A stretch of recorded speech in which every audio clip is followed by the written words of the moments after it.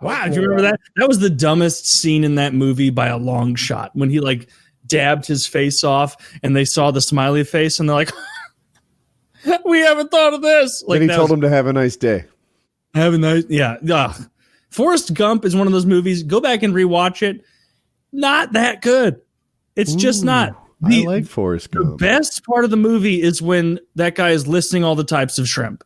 That's the best part of the movie. It's all downhill from the shrimp guy. Once he dies, I totally lose interest. I like it. Lieutenant Dan is a mean-spirited dick. I know he lost his legs, and that would make me mean-spirited too, but I didn't like that. I didn't like that bitch, Jenny, who only shows back up once she has AIDS. Dude, it is hard to like her. She is just mean and rotten. And she's terrible to Forrest. So right? Like, I feel like she could have said no to him in a much nicer way. We didn't need her to be his girlfriend, but she was awful. She strung his hopes along. Yeah. Basically. Yeah. I haven't watched that movie in years because it makes me sad. Me either, but I'm making a lot of assumptions. Keep up. I just remember not liking her because she treats Forrest like shit the whole time. And then when she eventually comes back, he's immediately forgiving and accepting. And it's like, no, Forrest, you should be fucking pissed. She was awful to you for the longest time. But because you're deficient in a few ways, you're not going to call her on her shit. So I did not like that. Did Forrest fuck anyone else? No. No, Forrest never fucked. He fucked. He had a baby, didn't he? Wasn't that his kid? Yeah, it was his kid. Yeah. Yeah, he fucked her that one time. Oh, that one time. You know, when she had AIDS. Yeah, but one, he didn't get the AIDS. Two, he had a baby in one shot. That's high tea. Yeah, sloppy 70 seconds. Jesus Christ. Yeah, I don't. I can only imagine what Jenny's body count is. Very high. Mm-hmm. She was a whore, as Frank Reynolds would say. A whore. Is that show coming out again anytime soon, or is it caught in that kind of rut of COVID where nobody can film? It's always sunny. Yeah, I haven't heard anything. I honestly, I'm at the point now where I hope they just end the show. Like the most recent season, it's just not doing it for me. Yeah, it's not making me laugh the way it used to make me laugh.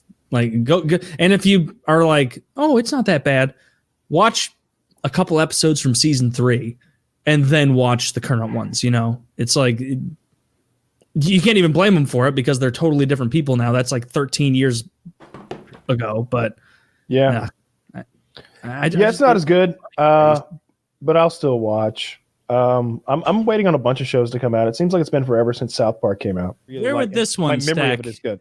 Wild Wild West. With number one. Way down here. Really? I was going to say top 3. All time. The giant spider really elevates that film. That was a good one. Yeah. You know what's funny? Her ass is what elevates the film. When she's... I heard that script had been floating around for a while, and apparently there were some producers who had a giant spider written for some sci-fi movie years back. And whenever this movie came up, they're like, there's been this giant spider idea floating around. We'll put it in the Western. Like passionate about it. It was his thing. Unrelated. Well, this didn't pan out in 8-Legged Freaks, but it's going to be a hit here in Wild Wild West.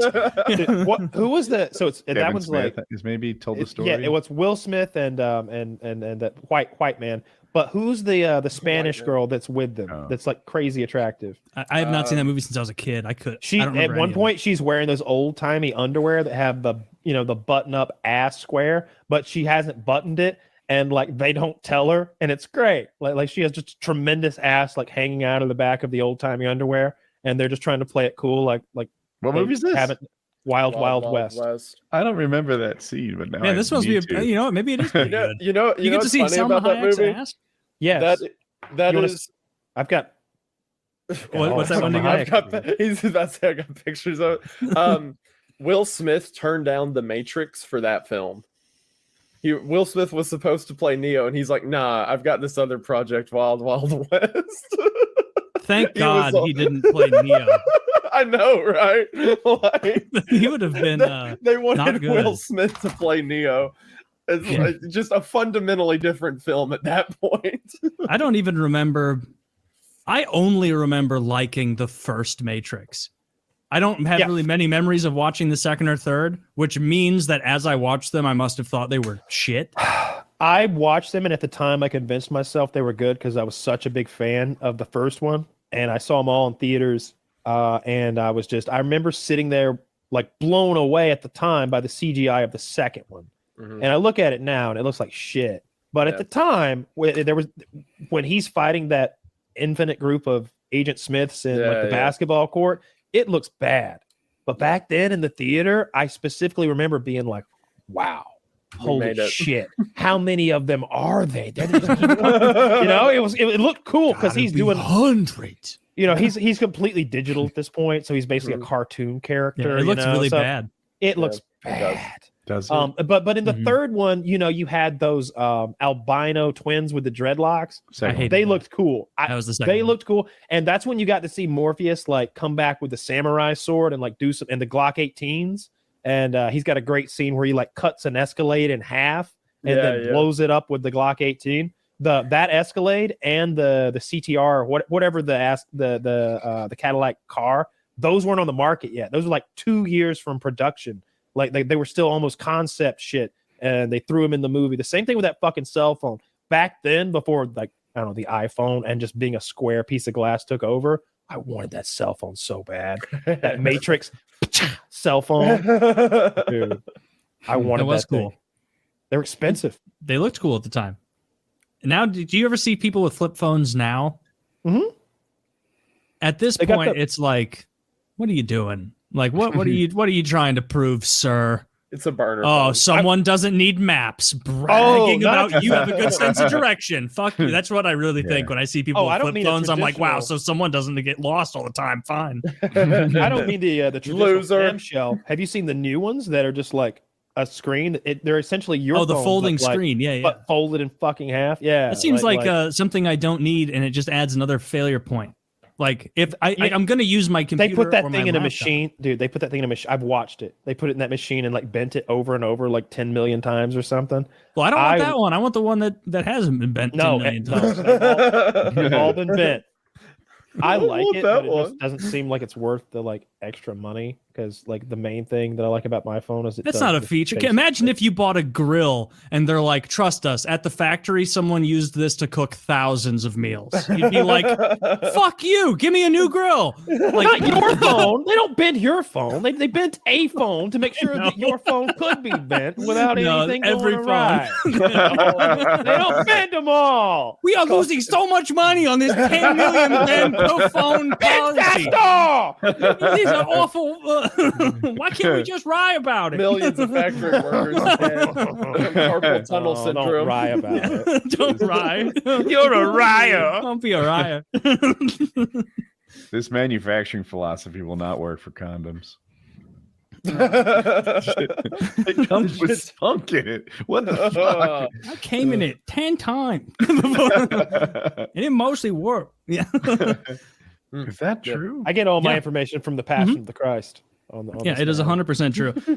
Yeah, Mel Gibson will set you straight. Mel Gibson, he knows. Mel he's Gibson. Right on it. I just rewatched Braveheart the other night, like an absolute retard. Love you. Always have.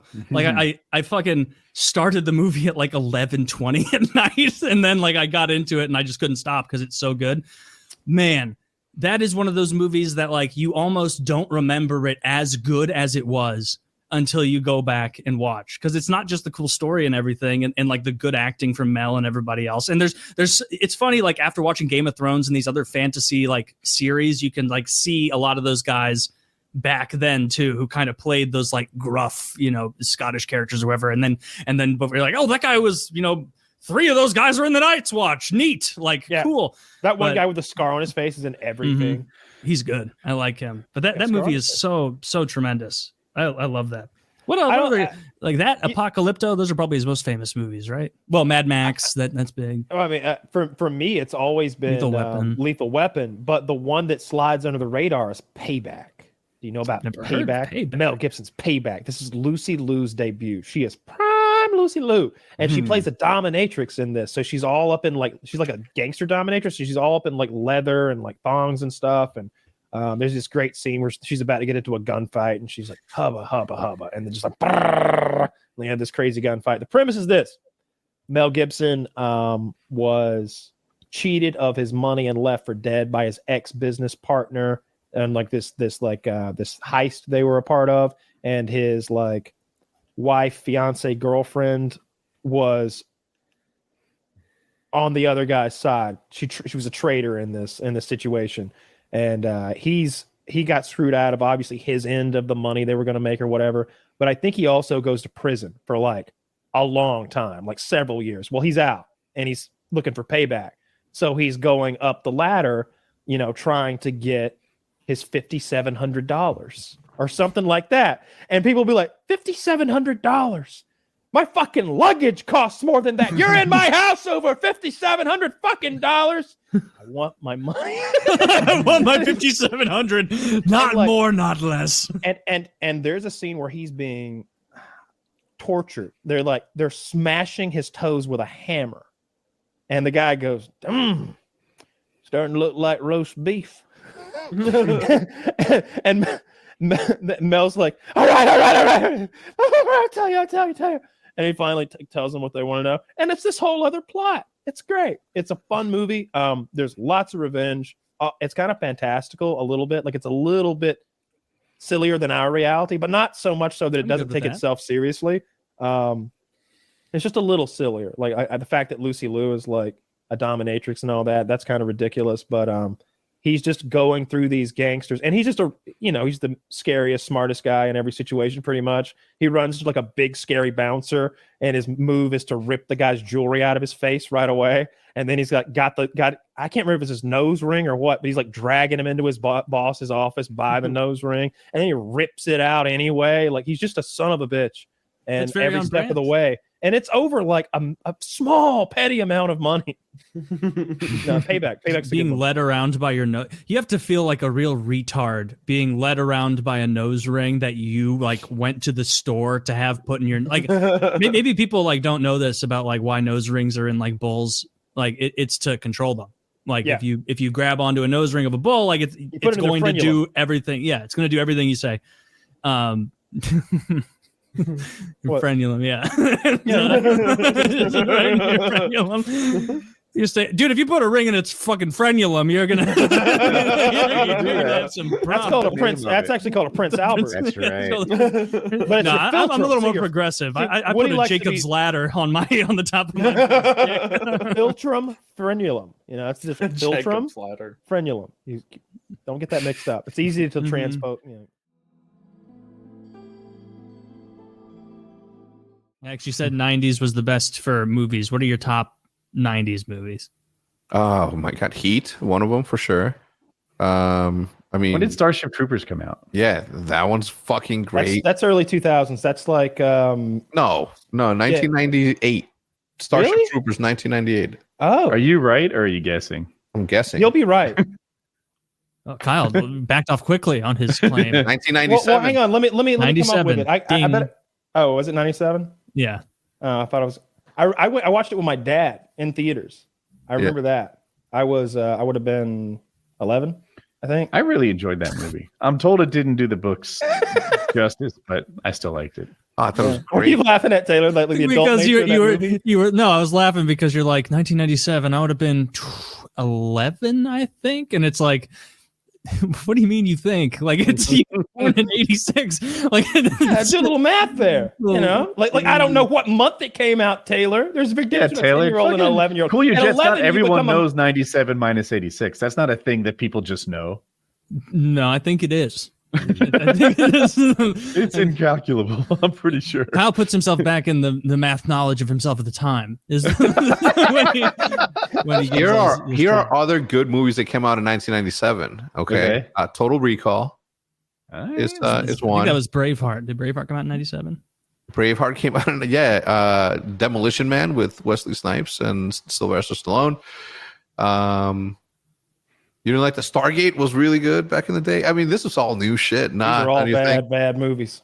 Braveheart was not a bad I've seen them all, and I like them all, but I like them because I like nerdy sci-fi. they don't have good acting, or they're weak in one like key facet. Like if they were a Fallout character, you'd be like, whoa, you skipped intelligence altogether. What happened? Like the Stargate movie, which I like way better than the TV show, which I never got into. You got Kurt Russell there, and you got who's homeboy from Secretary? He's anyway, that good actor. And the premise is cool. They go through this interdimensional portal that they dug up in Egypt that takes you to another planet that is like the father race of the Egyptian like culture. So they've got pyramids there too, because they taught the Egyptians how to make pyramids. And so it's a sci-fi Egyptian culture on this other planet. And then it gets pretty silly. You know, they immediately somehow are able to communicate with the human slave people there and form an uprising. They arm them. They overthrow the evil Egyptian space people. And then Kurt Russell, the first try. It's a little dark though, because it begins with Kurt Russell sitting there about to eat a pistol. Because Kurt Russell's son, like, I think finds a handgun that's unattended at home and offs himself accidentally, like a 7-year-old son or some shit. And then Kurt Russell is like Army Colonel guy about to off himself, and he gets the call. We found an Egyptian interdimensional portal, sir. We need you. And he like shakes off all that depression, buttons his fucking uniform up, and goes off with James Spader to another dimension. And no one calls him on it. There's no psychological evaluation. They caught him like gun in his mouth, and then he was like, all right, if you have a mission, I haven't seen the movie in a coon's age, but the way I remember it is like he's about to eat the fucking pistol, and they like ring his phone or knock on the door, and he's like, what? I'm busy in here. And they're like, we need you. And he just goes off and dude, if he has a gun in his mouth and like an annoying knock at the door, wouldn't you think he just like just like just another thing? Yeah. What did you guys think about Maverick? Oh, the movie, Tom Cruise. I haven't seen it. The new one or the old one? The new one. I liked it. You didn't love it? I didn't love it. I loved it. I thought that piano scene was over the top cheese. You know, when they're singing the song that Goose sang back in the day, and it looks over the top cheesy for me. I also thought, and this is some nitpicky over shit. The top, great movie also. Stallone's arm wrestling flick. Yeah. I also thought that it was a little silly that they made it seem like you had to do this hot dog maneuver that only one man on the planet could do to get a bomb in a hole. And as an American, I promise you, we have many ways to put bombs in holes. And that doesn't involve hot dog maneuvers from Tom Cruise. It could if we wanted it to. We just don't need to. I guarantee you, we got like 8 or 9 different ways of putting a bomb in that hole, just the way it needed to go. So that takes me out of it a little bit. But I love Tom Cruise. I love the music. I liked him on that fucking motorcycle. I like the roof blowing off at the beginning when he's that piece of shit ruins that research and development program that was probably multiple billions of dollars because he wants to go to Mach 11 or whatever. I liked it, but I didn't love it because I thought it was great. I watched that shit back to back days. The last movie I did that on was I liked it a lot. Once Upon a Time in Hollywood, the Tarantino flick. I watched that back to back. Like I watched it and I was like, "You want to watch that shit again?" And my dad was like, "Roll it back." And we watched that shit twice. The same day? Yeah, like back to back. I started it over. yeah, that's great. That's great. I love when people don't give those a shot. I love when that happens. That was the last time I can remember being absolutely exuberant. If you don't want to be spoiled for the end of Tarantino's movie Once Upon a Time in Hollywood, and don't let me spoil it, go watch it, you uncultured swine. The whole time, 5, 4, 3, 2. The whole time you think that Sharon Tate is going to get butchered, that Margot Robbie, in essence, because she's playing Sharon Tate, is going to get butchered by these pieces of shit, these hippie scumbags, these filthy, dirty-footed Walmart, white trash, brainwashed scum who don't deserve to eat her trash are going to go kill Margot Robbie and paint the walls and write pig on the walls in her pregnant dead baby blood. And you're just dreading it. I'm sitting there upset that that's coming because it's been such a wonderful movie thus far, but I've been apprehensive because I know how it ends, because I know how it actually went. And then history diverts, and I realize we're in the Tarantino universe. I remember that, of course, we are. This is where World War II ended with a Tommy gun shootout and some Jews suicide bombing the Fuhrer. You know, like that's what happened. And that's what went down in the Tarantino universe. It's a different world.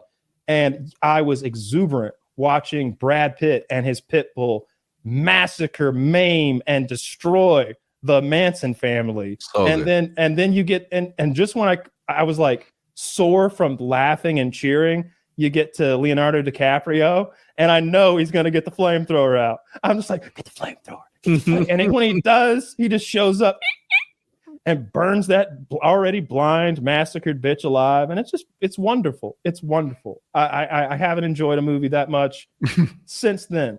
It was so great. I loved it.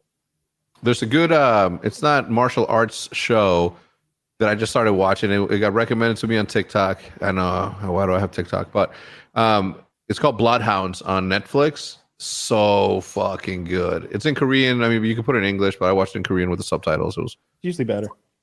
Have you guys seen it? Bloodhounds? I have no, not. I've never heard of it. Watch the first episode. Yeah. And you know what's crazy? It's fucking gruesome. It's fucking gruesome. It's so good. I like the Korean horror Korean movies they have on there. They have good shit. I haven't watched a lot of Korean stuff, but what I have watched, I've always liked. I've watched a few Korean horrors, and I love that train from Busan to Busan. Mm-hmm. I thought that was really good. But so this is on Netflix, you said? Netflix, yeah. Bloodhounds. Let me write it down in my old-timey notebook. There it is. Bloodhounds. I'll have to check that out. I'm looking for something new to watch. I hope that you guys like it as much as I did, but as you guys just heard, I loved Top Gun Maverick. So I'm really good at separating logic from reality when watching these things. So when it's really bad, it really fucking it's got to be like the worst thing ever. Like the movie fucking Driven. Holy fuck, that is the worst acted movie I've ever fucking seen. Sylvester Stallone. He's a Formula One driver. Yep, Sharon Stone. Yes. Right. Oh, so bad. It's garbage. He made a lot of them. Sylvester Stallone is a terrible actor. He's just bad, you know. And he is. No.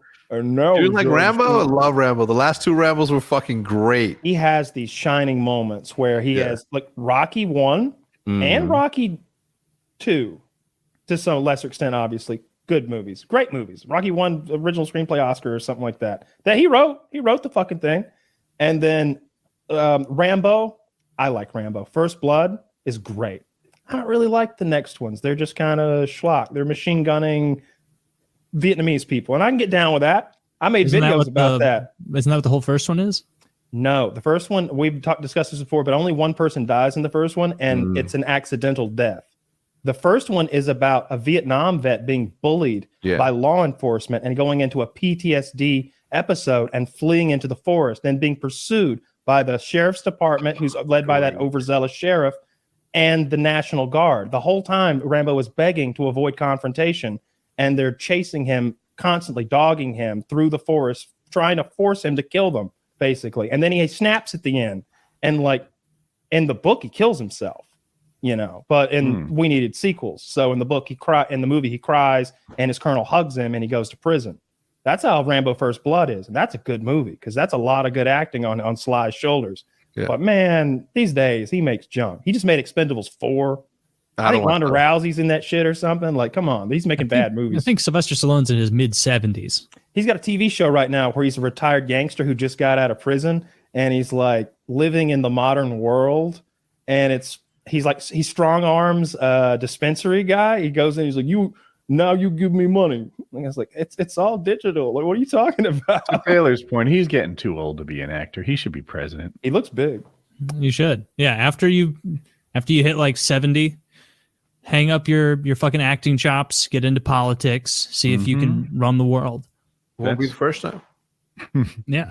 Worked with Reagan. He moved from Home Alone to the White House. That's true. Trump was, well, I wouldn't give him too much credit for the success of Home Alone 2. Trapped in New York. What is it? Caught in New York? Lost in New York. It was a very close election. There's no telling. He probably wouldn't have won without his Home Alone 2 fame. That's what got me in 2016. I'm like the Home Alone guy. Like, what if I need direction somewhere? We got to keep him in power. Yeah.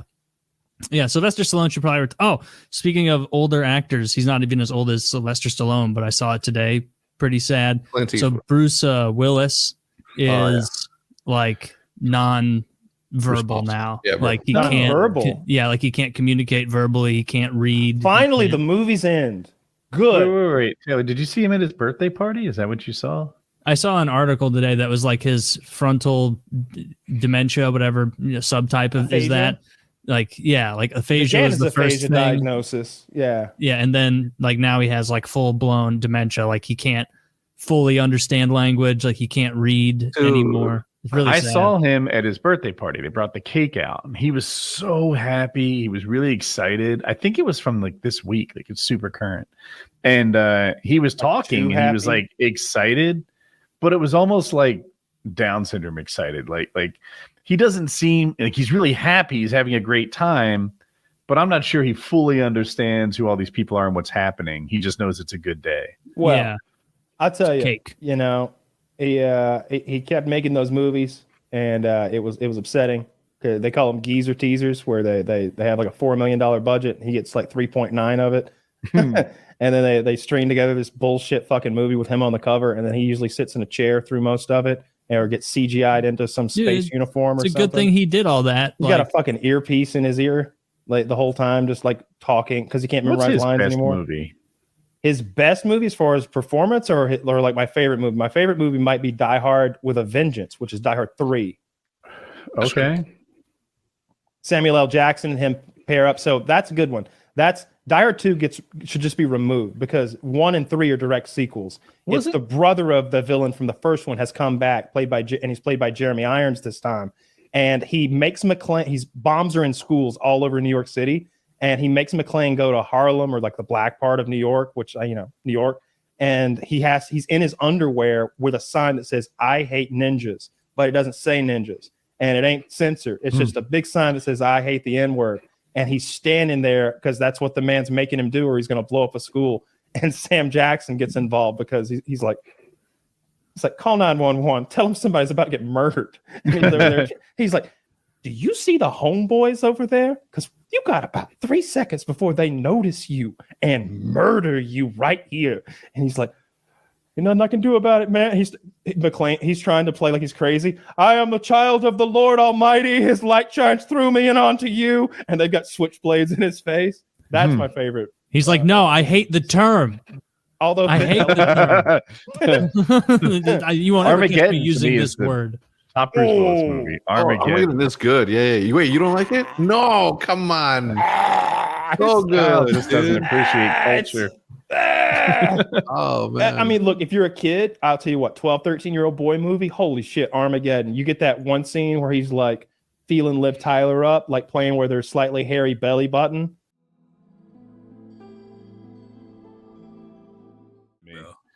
People say that about Tropic Thunder, but I think there'd be a little shit if Robert Downey Jr. did the brown face again. You're insane. And I think he would be drawn and quartered. No, you know what? Though? By the way, I was right about the Olsen twins. As far as money made when they were kids, they made $500 million. Jesus. Yeah, I don't know anyone close to that. What was that, Wolf? No, I'm gonna say from the black aspect. There's like maybe 3 times where blackface was acceptable, and Tropic Thunder was one of them. Can you think of another? Gene Wilder. Oh, you just allow it for Gene Wilder. With when he did the movie with Richard Pryor. Mm-hmm. Was it Stir Crazy, or was it the other one? Is that the one where he's blind and one of them's blind and one's deaf? I can't remember which. There's one where it's really funny. They make great movies. See no evil, hear no evil is what you're talking about. Yeah. There was Stir Crazy, where he went to prison with him, and he's going, "I'm down, I'm bad." You know, remember? You probably won't remember that one, but like, there's very few instances where it's. I remember hear no evil, see no evil, or whatever, because I can just still see. I think Richard Pryor was the blind one, because I can kind of have this image of him staring blindly off in space and like bumping into shit. And he's in the train on the subway with the girl, and he goes, "I'm black. What? Why did you tell me?" Like some classic material like that. It's like Steve Martin in The Jerk. You ever seen that one where God. He's raised by a black family, and they show him in like, I don't know, this Georgia antebellum almost black family, and they're all singing. Like, I mean, it's a big family, and they're he's singing playing the banjo clapping, with them. and he can't keep rhythm because he's fucking white. He's whiter than white. He's over there, clap, clap, clap, clap, clap, clap, and they're just like, everybody else is musically talented. Aretha Franklin might be there, like, oh yeah. It's not a Clayton movie. Bigsby thing. He knows he's white. He's not like a. No, he didn't. No, know. he's just innocent. He doesn't know. Yeah, he doesn't know. He's not even blind. He's just. He's like Babe, like the That was pig just who thinks normal he's a for dog. Yeah. There's They're a trying to scene kill where the they- cans.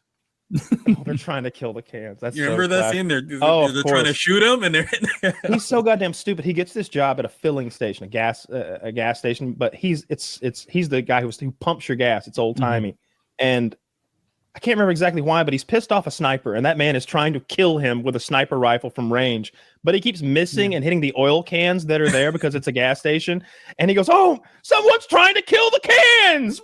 Run!" And he's just hiding from. Some of that old school humor is hilarious, bro. It's like that old Simpsons bit where they're practicing shooting the cans. Yeah, but I think he could come back and do blackface again and be okay. I think he could do it. Because I have a lot of Caucasian friends who don't understand the difference, right? And I was telling them it's because he was purposely playing the guy. Like it was a mockery of himself playing a black guy, and you know what I mean. That was the thing behind it.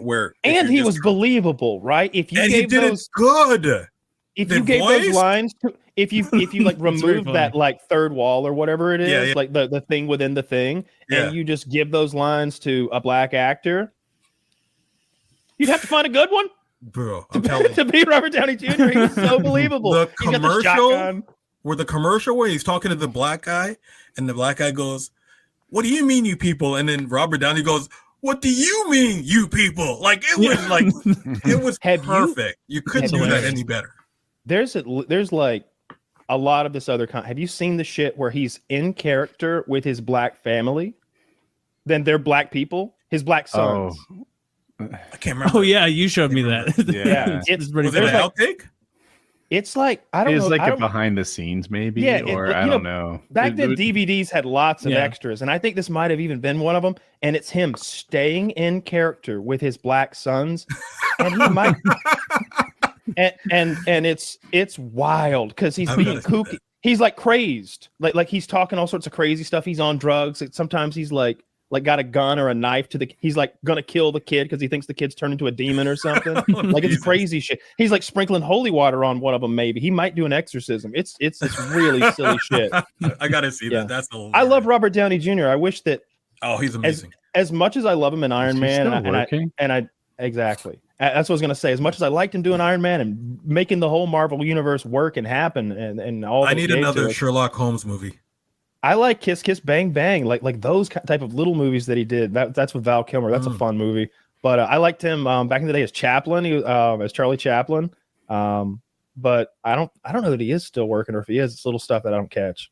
What was the movie that it was a huge pop movie in the 80s, and he was Bang Bang did the same thing for it. He was addicted to drugs. There was a whole bunch of rich kids in the movie. Was it the Breakfast Club? No. It was something below zero. I can't remember now, but it was about him, Robert Downey, and his group of friends were a whole bunch of rich kids in 90210, and he was addicted to drugs, and it was like a very cool movie. And I'm not thinking it was a great movie back then. Is Rob Lowe in it too? Maybe. Yeah. Yeah, I just don't remember the name. That's a kind of a genre movie that I don't like those 80s like pretty boy movies. But it wasn't. But that was a hardcore movie back then. Like it wasn't a 90210. It wasn't a teen scene movie. It was a. It was almost like a Requiem of a Dream type of movie back then. You know what I mean? Yeah. That's one of those movies you only watch once, or I only watch once. The movie's so depressing. It is. I watched my roommates when I was like 19. They're like 24. And I guess my boy was just giving me a film class because we watched just disturbing films. Really, he was like, we watched Irreversible, which is just horrible. And then after that, we watched what's the gay movie with Heath Ledger and Gyllenhaal? Brokeback Mountain. We watched Brokeback Mountain, and it's like fuck. Both of those movies are very good. For those of y'all who have never seen Brokeback Mountain, it ends with a fucking hate crime. Your boy just gets beaten to death. It's awful. It's terrible. Spoilers. Yeah. It's a super good movie. And it's not that I'm into hate crimes. No, I like movies. He didn't have to say that, Woody. Jesus. Yeah, I gotta be clear. Maybe you do. Okay. Movies that make me feel good impress me. Movies that make me feel bad impress me. If a I movie hate really Hollywood makes you endings. feel, then that movie's hit its mark. Yeah. No, I agree. I agree with that. But like, I don't want to feel like that often. And Requiem of the Dream is of a dream or of, I think. For a Dream. Thank you. Right? I always mess it up because I've never watched it after the time we watched it there in that fucking apartment that time. I was so upset. It's just so sad. I was in that, right? Who? Leo DiCaprio. I do not think so. Wasn't he If in he that? was, I have no memory of him being in that. I don't think he was. No. I thought it's Gyllenhaal, right? I think it's Jake Gyllenhaal. It was Jake. Okay, you're right. I'm sorry. My bad. Yeah. Yeah, I don't think I'll watch that ever again. That was sad. Mm-mm. You know, another one that was sad was Train Spotting with like all those heroin addicts and That was Ewan a McGregor. classic, bro. I remember like getting like 3/4 of the way through that movie and like the baby in the crib dies or whatever. And I'm That was just too like, much. why am I watching this? Like, this is awful. That I movie know made it's his not going to pan career. out. It did make his career. Oh, And it did. I didn't know that was his first big I think thing. that was Guy Ritchie who made that. Like, it was a genius film. Yeah. Then it came out with a crappy sequel like 10 years later. Mm-hmm. I hate Yeah, that. I like to feel something, but I don't want it to ruin me. And sometimes a film will just wreck you where like the next day you're on the toilet like, fuck, man, why couldn't he just go to rehab? Like, You know what? like nobody would give you $20. Shit. A movie that I want to watch again, but I can't watch certain scenes is Saving Private Ryan. What? That's You've a only great seen that one. once? I roll that one back all the No. time. Every year. When he's fighting with the German and he's waiting for the ammo and the German's pressing the knife down slowly, Yeah. like that scene is hard to watch, bro. You know, a big misconception tough there is ones. that a lot of people believe that that is the same German who was spared previously at the radar station, and it's not. Oh, it's not? Really? It's not. That's a big misconception. Oh. Yeah. Funny.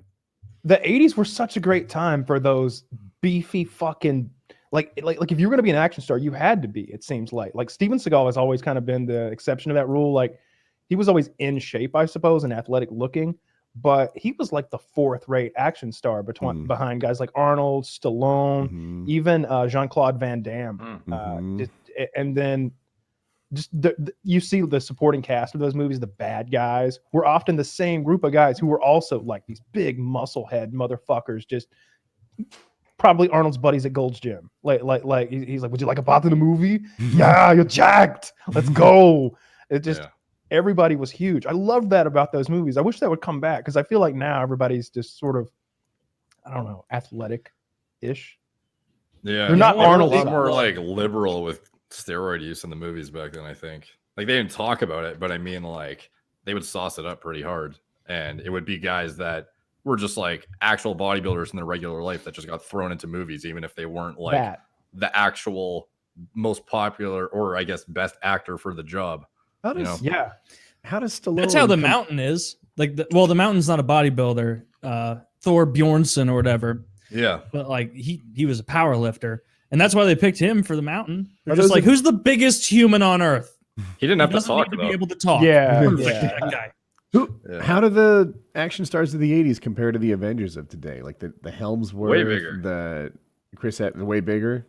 I haven't even Stallone. watched all those Avengers, but fucking Arnold and those guys in Predator would dwarf any Stallone. Yeah, Dude, look at Stallone in Rocky 2. Stallone in Rocky 2 doesn't look like a human being anymore. He's Really? packed on so much muscle on that tiny little frame of his. talk like one either. I think Arnold might like drag up the average a bit though, because he was so much bigger than everybody else. So like when I'm thinking, oh, compare the 80s to now, I'm thinking Arnold shits on everyone. But it's like I feel like if you put like Hemsworth beside like Stallone or something in their peak, Stallone's way more lean, but some of these guys in size are like not that far off. It's just Arnold and some of like the other bodybuilders that just blow everyone out of the water now. Yeah, and like you always had to find a giant guy to play opposite Arnold, and a lot of, not always. And Terminator's a good example of they went completely opposite with Robert Patrick in Terminator 2, and with what's his name in Terminator 1. You know, those were just regular sized guys, maybe even undersized guys. But if you look at like the Conan the Barbarian movies, you always had some giant motherfucker opposite him. Yeah. Yeah, those pictures of Arnold and Conan are insane. Yeah, Like, Yeah. He looks like an actual superhero. he had to slim down for that because he couldn't do the sword work. But His he arms looked, were too big. He to was swing too the big sword. to like swing Yeah. a sword. That's hilarious. but then you see what Wilt Chamberlain looked like, and he was ginormous too, right? Am I in the right movie? Wilt I Chamberlain? think Wilt was definitely in one Is of it them. It somebody may have been different? the second one. I know he he was tall in and that. lean though. He was in Conan the Destroyer. Yeah, it's the second one. Yeah. Yeah, he's got that fur hat. He's the princess's bodyguard, looking after that pussy. Yeah. Nice. Here. Is he dead? I don't know. I Good don't know. question. I don't know if Wilt Chamberlain's dead. Yeah, there. Oh, that's that picture. Yeah, I've seen this picture. Yes, before. he is dead. Yeah. But it Died 21 years ago. Schwarzenegger doesn't look that big when he stands between Wilt Chamberlain and Andre the Giant. Yeah. And Wilt Nobody looks Chamberlain, big Neither standing next does to a Andre. Volkswagen. but look at Wilt Chamberlain's bicep. Like, for a guy as tall as he is, it's still ginormous. But look at like Wilt Chamberlain and Arnold are facing the camera square, so you can see like the full width of their bodies. Andre is just angled casually, and he's still wider than either of them. by Andre a had to huge angle margin. casually so he could fit between those two trucks. Yeah, you're right. He did. Yeah. I love Andre the Giant. Oh, that's another question. Like the old WWF wrestlers, who was the biggest among them? Because Hulk Hogan was really big. Macho Man was really big. Ric Wasn't Flair that guy wasn't he big. wore like a leotard that went over his shoulder, called something the Giant, a big giant guy? Well, Andre the Giant was. No, not that guy. The other one. Have you seen Big the Show. Ultimate Warrior? The Big That Show. guy looked pretty fucking good. Ultimate Yeah, Warrior the was huge. Ultimate The Warrior. Iron Sheik was big. The Ultimate Warrior, The Iron Sheik is hilarious on Twitter. he was the one I like because he was Yeah. like a physique competitor, kind of. Yeah. So he was like, he's not tall as fuck, so he wasn't like just overall big, but his actual like development of everything was, I feel, the best of anyone, or at least the top of anyone. Oh yeah, that's Ultimate, excellent. Jesus Christ, that guy's Yeah. a monster. Yeah. He's so big. This particular one looks like a He's- toy or That guy something. is huge. Wow, look at his nipples. Like that guy has some telltale signs of gear. He's got the bitty. Hmm. You You drink from that bitty, you'd get strong. get the runoff. The guy, he's on so much Deanna Ball. There is definitely some runoff. You could lick his sweat and get jacked. That's the origin of muscle milk. He's so big. He's so big. Yeah. If I was Hulk Hogan, I'm showing his picture now. I don't think I'd want to be in the ring with him. I think people would be like, Hulk, do you even work out? Yeah. Yeah. So are you And this getting guy was on probably like tier- 6'5" or something. This guy? Oh, yeah. I don't know. These guys are all enormous. See, this is a little. Well, this is pretty early. This is still Hogan's like yellow panty career, so it's not that early. I mean, it's not that late. He hasn't gone into Hollywood Hulk Hogan mode yet. And I see he is in the ring with a fellow wearing a mask, which is also WWF style. So That's the Ultimate hard to Warrior. It's face paint. Is that what, are we looking Yeah, at the same so- thing? Well, yeah, probably. I was looking at the first one. Isn't that a mask? Yeah, that's a mask that the first guy has. But I'm with you. I'm with you. It's yeah, they're both very big. The thing about Hogan though, look how much taller he is. How tall is Hulk Hogan? Like 6'6", 6'7"? I think he's 6'7" or 6'8". What a monster. And he looks like a child next to Andre.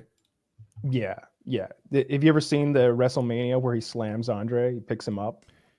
Yes. I think you actually showed us that clip on the show before when we were talking Yeah, about it. it's not all that impressive, but you got to keep in mind he's lifting a quarter ton. Right? It's like he When you kind put it of like that. barely got it. Like, you know, he didn't lift him up. He just sort of let him carry Yeah, he through was with like the a pendulum. momentum. Yeah. Yeah, he was just like yeah. He was Fold the over me, fulcrum Andre. over which the guy, That. Yeah, but he played fulcrum. but still, if it was me, the fulcrum would have just smashed to the ground and not done it. Yeah, you'd been crushed underneath him. Right. And Andre probably would have been injured because by that point he could barely fucking walk. And he's like, I'm sorry, I can't get off of you. He's so fucking Andre bad. Schwarzenegger, I think, in that. Yeah, I can't do a very good Andre. I don't know how. It's just super deep. The only like thing that sucks unnaturally about deep. looking like that is you look super impressive, but you pretty much almost guaranteed you're going to have like heart disease at 50 or something. I mean, I think it's pretty well established that professional wrestlers live long and healthy lives. Yeah, Is he dead, How- the Ultimate Warrior? I think he might be. yeah, he is. His family definitely He's is. probably He took him dead. out, right? You know, He looks no, like it one of wasn't those. him. You know, I know, that was Chris Benoit, right? Chris Benoit. Yeah. Yeah. We talked That about guy- that the other day. Yeah. That guy went full force on his. I'll whole say this: we family. talk about the heart disease and the steroid abuse. Ric Flair, 71 years old, still going strong. And Well, he was drinking 12 to 15 drinks a day or something absurd. Some absurd amount of alcohol. That He guy doesn't try to maintain in old No. age now, does he? No. Yeah. I so mean, more so than like your average 71-year-old. Like he's not an average 71-year-old. Like he looks. No. But his face, you know, he looks awful. I'll just say that he's crypt keeper-ish. Who looks He good looks at 71, though? Very, very few people. But he looks extra bad. Okay. Because for years he would do that. He would cut himself. You know, in the ring, they use this little. They hide a razor blade with just the tip exposed, and they cut like their hairline. Well, as his hairline receded, suddenly that mask of scars that he'd created at his hairline is exposed, and now his forehead looks like you took a cheese grater to it. You know, the only thing in that movie that I, whenever I hear it, I just like roll my eyes. It's when they're on the bus and Brad Pitt's like, he's talking about commercialization of the world or something like that. And he's just like, they tried to sell you 6-pack abs and this and that. And I'm just like, you're Brad Pitt. You're Brad Pitt. You're the guy they sell the 6-pack abs with. You're that guy. You have an 8-pack. You are so lean in this movie. He's super lean in that movie. Oh, Like, and then yeah, Derek's it take does. on it is Derek's take on like movie star bodies is, I don't know why people even call out this Fight Club physique is good. Oh yeah. What? Well, Dude, no, Brad Pitt no. looked great. He looked live. No, dude. I think his physique was great. I think that, dude. What video are you watching? That's not even what I So fucking said. well, I always misquote you, but what he actually said was something closer. That's what I do. I'm sorry, but it was like I don't know why they I call was out like, what? Fight I'm pretty Club. sure I didn't say that. I don't know why they call out Fight Club as the best Brad Pitt. Brad Pitt actually looked much Oh, better right. in this other movie, is what you said. Gotcha. What was Yeah, the yeah, other I one? think Do you know? He looked better in Troy, I think. Troy. Yeah. Troy. Oh, Troy's when he jumps and he zoots that guy right in the fucking side, like, Oh, right in the trap muscle. Boagrius! Yeah. Yeah, Troy Troy Brad Brad comes Pitt. out all jacked as I was shit. Yeah, that bummed me out when I first saw that movie because I was like, damn, that guy's huge. That'd be Yeah. cool if somehow they run together and they're like, I'm going to join your team. We're going to be badass duos. Even though I'd read the Odyssey and the Iliad and I knew it wasn't going to happen. And Yeah. then he kills him. That was just That might be his best physique of any film. If you go back to like Thelma and Louise, he's super lean there too, but he's also Yeah. probably like 20 there. Most think of his roles Troy- started like mid-20s, where he actually started. Even I think Fight Club was like the first really notable one, and prior to that, he was like, he didn't really start his acting career till like mid-20s, anyways, as far as movies go. But even that, he was skinny, but he's been shredded with a visible 6-pack for like the entirety of his career. Yeah. So Yeah, when was 7? When did 7 come out? Because he was not bulky in that at all. 95. Yeah, I don't think he takes you're his right. shirt He was off more in of a 7. Thin guy. You know, it's more like noir and it's so Button-down dark. shirts. That movie Button rocks. down. Yeah. You know what Yes, I it recently does. learned about Tom Cruise? His body's fucking CGI these days. No, not really. Yeah. I didn't know they, that. They his do whole a fucking- body.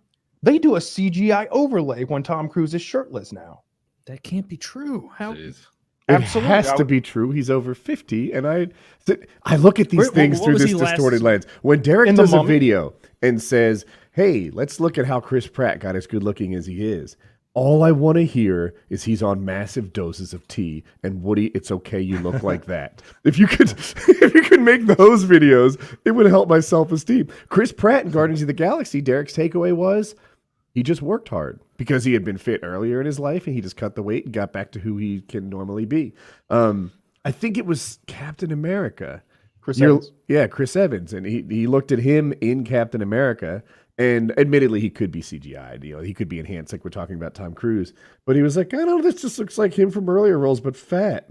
I'm like, God. I think this Tom Cruise thing is a very unique thing to Tom Cruise. I think it's very expensive to do, but I want to say it was the He's got Mummy. that Scientology money. He's got that Scientology. He's not paying for it. The studio's paying for it.